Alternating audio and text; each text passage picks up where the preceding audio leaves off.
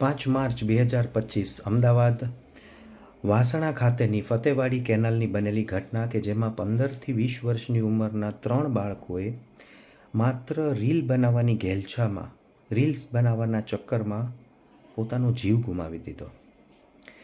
તેમના માતા પિતાની, તેમના પરિવારની શું પરિસ્થિતિ થતી હશે અત્યારે, એ તો કદાચ આપણે કલ્પના જ કરવી રહી. પરંતુ આ શું બની રહ્યું છે એ ફરીથી આપણી સામે એક મોટો પ્રશ્ન આવીને ઊભો છે. શા માટે વારંવાર આપણા સમાજમાં, આપણા દેશમાં, આપણા ટીનેજર્સ, યંગસ્ટર્સ, બાળકોની સાથે આવી ઘટનાઓ ફરીથી ને ફરીથી રિપીટેડલી બની રહી છે? આવા અકસ્માતોના સમાચાર શા માટે વારંવાર સાંભળવા મળી રહ્યા છે? શા માટે આપણી પેરેન્ટિંગ મેથડ્સ કે આપણી એજ્યુકેશનલ સિસ્ટમ્સની મદદ દ્વારા આવા ટીનેજર્સને કે યંગસ્ટર્સને આપણે સાચા માર્ગે કેમ નથી વાળી શકી રહ્યા?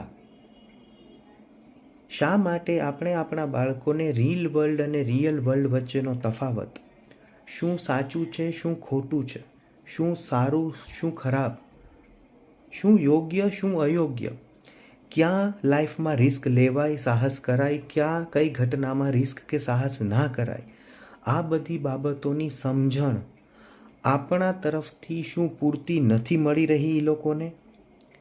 એ એક પ્રશ્ન બની ચૂક્યો છે હવે ચોક્કસ.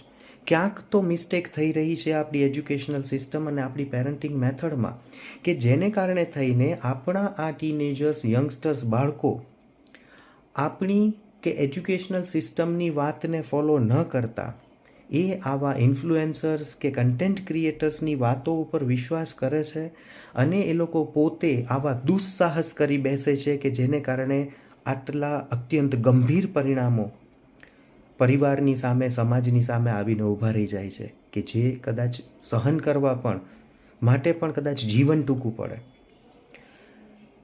ફ્રેન્ડ્સ, ફરીથી આ ઘટના ફરીથી એ બાબતને શ્યોર કરાવી રહી છે કે ક્યાંક તો કશુંક ખોટું થઈ રહ્યું છે, ક્યાંક તો કશુંક કાચું કપાઈ રહ્યું છે.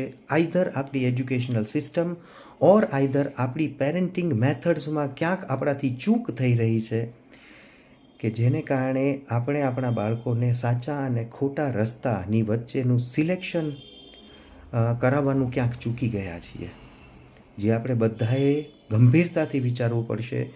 નહીંતર તમારા મારા ઘરમાં, આપણા કુટુંબોમાં, આપણા સમાજમાં, આપણા દેશમાં વારંવાર આપણા બાળકો સાથે આવી દુઃખદ ઘટનાઓ બનતી જ રહેશે.